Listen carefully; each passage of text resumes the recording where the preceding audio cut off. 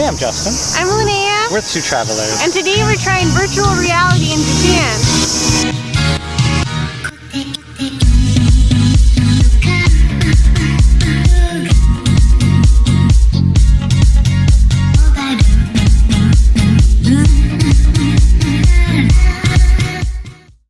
So we ended up getting to VR Zone about 30 minutes early. Half an hour. Because we were hoping that... Maybe they'll let us in early. Yeah, Maybe they do let people in early. We were hoping. I know it wasn't likely, but I was really excited to go in. So like, he was so excited.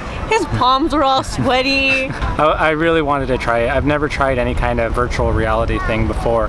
And so I just wanted to get in there. Yeah, so eventually like more people started to show up. We got in line. So they have a pass, but I think you can use it at other arcades. Bondi. It's the Bondi Gaming Pass or the Bonda Passport. Yeah. And so that was like $3. Yeah, it was $3, but luckily we could share it. And we had to load it with money, but everything was in Japanese, and there were so many options. There were so many people that the two staff who were helping couldn't even help us. Yeah, they couldn't help us. So we asked the guy next to us for help. And of course he was nice. Yeah, he helped us do it. So it was an expensive thing to do. I think we spent about $50 on 3 games. So that's an expensive arcade. Yeah. But we've never experienced that before. And it was. I think it was worth it. The first game we played actually ended up being the best game we played. I know. Okay, so the first game we played, we were first in line for that one, luckily, and you walk into this room, or not a room, like they have like a well, yeah, it's a room with sensors all around it, and you put on the headset, you put on like this belt thing that hooks up to it's a harness so that you don't fall, and you put on sensors on your hands and feet, so basically your whole body is being registered in the virtual reality. And they set you up, and I went first. I was just like, I'm just gonna get it over with. Basically, when you put it on, you're in a lobby. And then you go inside an elevator, and then it starts to go up, and like I swear, it really felt like it really feels like you're going up the elevator, and like you could look down into it, and it was freaky, very convincing. Once you get to the top, the doors open. Yeah. And what it opens to is just a plank of wood. Yeah. So at the end of the plank of wood is a cat. And the goal of this game is to go to the end of the plank of the wood, rescue the cat, and bring it back. Yeah. Which doesn't sound that scary. But it is. You literally feel like you are like 30 stories up. I was going so slow. I was like trying to find the best method without freaking out. I think I was breathing so hard, and it was pretty funny trying to find my balance, and then the wood creaks. Yeah, so you're actually stepping on a plank of wood in real life. And it moves. Yeah, it's very convincing. Like I felt like I was gonna lose my balance, and it even felt like there was air hitting us. But you said that was like just I think it's just the noise. And it convinces you. You're convinced that everything's actually happening. Yeah. I didn't think that, because when Lenaya was done, she told me like it felt so real, and I've never done it before, so I didn't know how real it would feel. And when I first put on the helmet, it didn't convince me. I put it on and I was like, it doesn't really seem real. And then, because everything was kind of pixelated, and you could tell it was all digital. And then he told me to turn around, and I turn around and I look at the lobby, and I'm like, I feel like I'm here. Yeah. So it's crazy. It tricks you. Yeah. It's so weird.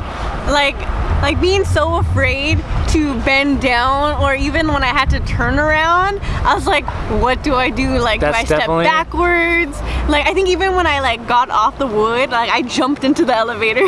I was so scared. The scariest part is definitely turning around. I thought I was gonna be a lot more scared of it, since I am scared of heights, but it was easy to get over it when you realize it's not real. I thought that I took so much longer than Justin. Like, he took big steps, and I'm just like, dude, moving like an inch at a time. Yeah, but if you were to go and do this, I'm not sure how long it lasts. Probably be done by the time this video is out. But it's really only worth it to do that one, in my opinion. Like, go there, spend $10 on that game. Yeah. We didn't expect that to be the highlight. The game we went in thinking was gonna be the best one was the scary game. They had this game where basically you're in a seat And you're like in a wheelchair. Yeah, the story says that you're strapped in a wheelchair, you don't know how you got there, and you have to try to escape. Within like a certain amount of time. So they set you up, same thing with the last one, you put on the HTC Vive, you put on some headphones. You go into like this dark box. And you sit down, and on your left is like your joystick to go forward and back, and in your right hand you have a flashlight. So it starts off in a room, and luckily it's a 2-player game. Oh, so, yeah, so it was weird because Justin's like, I see you, and I'm like, where? Because he's really to the left of me. Then I turned my head and he was to the right, like all highlighted. It was really weird. Yeah, so I look over and there she is, just sitting there. And well, it's obviously not actually her, but it's the digital representation. And so we're like, okay, let's go forward or whatever. So we're going, and all of a sudden we can't move forward anymore. We can't figure out what we're supposed to click or anything. I'm just like, man, like we can't even really ask for help. Yeah, and we're there for like a minute. We're just like, what do we do? Yeah. Then we realized we're bumping into each other. Our wheelchairs were bumping into each other. So I backed up. Reverse. Yeah, I backed up, and Lenaya went ahead, and we ended up going in different directions. Yeah, so at that point it splits you up. I went left and Lenaya went right. Basically, the whole thing is just picking what direction you want to go and jump scares. Yeah. We heard screaming. The people before us were screaming the entire time. Horrified. And like our hearts are beating fast. We're like, oh my gosh, it's gonna be so scary. The lady who was trying to give us the instructions couldn't give them to us because they were screaming so loud. Yeah, like every time she'd like start to say something, she'd have to pause and it'd be just like screams, and she'd try again. Yeah, but so they made it seem like it was gonna be really scary, but after the first jump scare, you already know what to expect for the rest of the game. And I'm a scaredy cat. Like, I thought I was gonna have a panic attack, and it was nothing. Like, I wasn't scared at all. I went in there wanting to be scared. Like, I really wanted to be scared, but it just wasn't scary. One part of the game is really fun. You have to solve a maze. Well, both of you work together to solve a maze. Yeah. One can't see the maze. Yeah, I was really confused because Justin's like, I'm in a room with all the people, and I'm like, there's no people in this room. And he's like, I'm next in line, they're gonna kill me. And I'm like, what are you talking about? And she's asking me like, where am I supposed to go? Should I go straight or should I go left? And I'm like, what are you talking about? There's a maze in front of you, solve it. And then I realized that it's not her that's supposed to be solving the maze, so I'm supposed to lead her through the maze. And so I'm giving her directions, and she has to navigate quick enough to make sure that I don't die. Yeah, and then another interesting part was what they had like lasers going back and forth. Oh yeah, to like time it to go through the lasers on time. Yeah, so that was pretty cool. Yeah, so the puzzles were fun. It just wasn't very scary. That one I don't think was worth it, but I think it's gonna come out for the Vive at some point. Yeah, I think they said coming soon. The last game that we played were mechs. Yeah, we were deciding between 2 different mech games. It was either us fighting against each other or working together to fight the computer. So we of course battled each other. Yeah, it seemed like the obvious choice. It starts you off in the cockpit, but not in the mech yet. You're just kind of sitting at the bottom. I was so confused. I was just like, why aren't we moving? I'm trying to move the stakes, nothing was happening. But it kind of sets the mood for you though. You get immersed more that way. Yeah. And then out of nowhere, it lifts you up into the mech, and you really feel like you're rising into it. And once you're in, it just throws you onto the battlefield, and both of you are on one end of the field, or across each other, really. Okay, and they also have like fake ones that look like I kept shooting those. Yeah, I kept shooting the one that was in front of me. I was like, why isn't she moving? So in real life, we're actually sitting in these seats, and it has 2 joysticks, and then going forward, back. And they both have triggers. The one on the right is to shoot your machine guns. The one on the left is to shoot your missiles. Rocket things. And then you have pedals on the bottom. I only used the right one. The right one makes you boost, and the left one is to brake. It ended up being a little harder to control than we thought. Yeah, it was pretty. I was just like, I want to go this way, and it kind of took a second.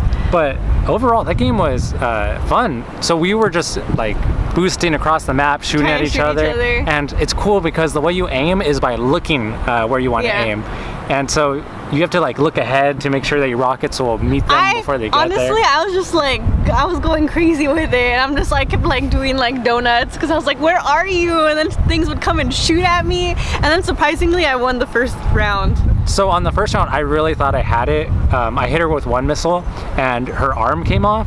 And so it's like, I didn't even know that. I was like, there's no way I'm gonna lose this. So I boost right at her, I'm shooting my machine guns, and I miss. I go right by her. And then all of a sudden, my screen goes white, and it says, you lose. Yeah. She hit me with a missile right as I passed her.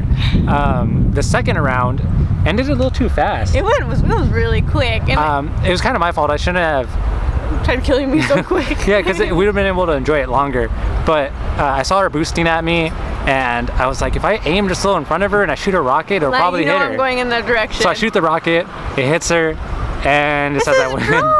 Yeah, so well, you won, and then it was a draw. So it said 1 win, 1 loss. The end result is a draw. Yeah, I'm just like, come on, one more battle. Yeah, it should have been best 2 out of 3, but I guess it's to save time.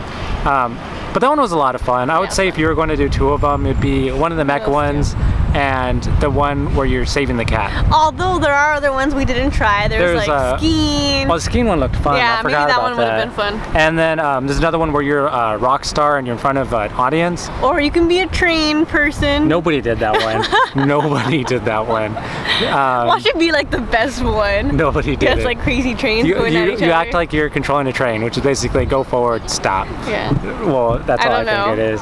And there was another mech one, like we said, and I think that was all of them. I think that actually might have been it, yeah. But the scary one, in my opinion, wasn't worth it, and that's when I was looking forward to. It's all about the cat. Unless you're easily scared, then maybe it's worth it. Because I mean, other people obviously were having a lot of fun and getting scared from it. So. It's just, we like playing a lot of scary games, and well, I don't, but maybe I've gotten used to them. Yeah, but overall, it was a great experience. I'm happy we were able to do it. Yeah. We ended up ending the night after that with some dinner at the mall beneath. In the like dining in the food court. We got some yakisoba. Yakisoba, and we've had it before, and we saw one that was Osaka themed. Yeah, that's the one where we had it before. So I was like, okay, that was really good. So hopefully this is good too. Yeah, it was good. I enjoyed it. It wasn't as good as the one we had in Osaka. Yeah, definitely not. But it was still enjoyable. I liked it. And I'm full. Yeah. And something we found out cool after though, when we were leaving, was in the front of the food court, they have like iPad type things. Basically, it translates every menu in the restaurant. Yeah, so you pick or in the food court. Yeah, so you pick your language, then you pick which restaurant, and then it shows you the menu. And it tells you what's in the food, how it's made, the prices, and if you click a food item, it prints out a picture of it. Yeah, and then like the description, and then you bring it to the whatever restaurant that you want. And that's how you order, without even having to know anything of the language. Yeah, so that's awesome. It's really convenient. We didn't end up using it, but I don't really think you need it. But it's cool to have. But it is pretty cool. It'll make people a lot more confident in their ordering. But yeah, I'm full and I've had a fun day, and I think definitely worth it. Yeah, today was worth it. Odaiba's like our favorite place. Yeah, we'll be coming here before we leave. Yeah, this was just due to the virtuality, but we'll definitely be coming back just to be in the area.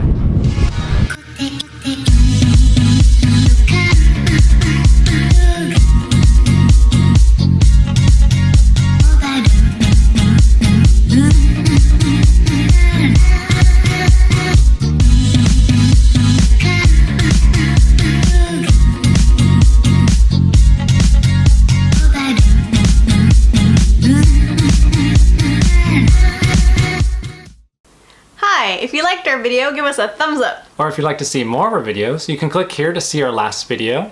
And if you want to keep updated with future videos, subscribe below.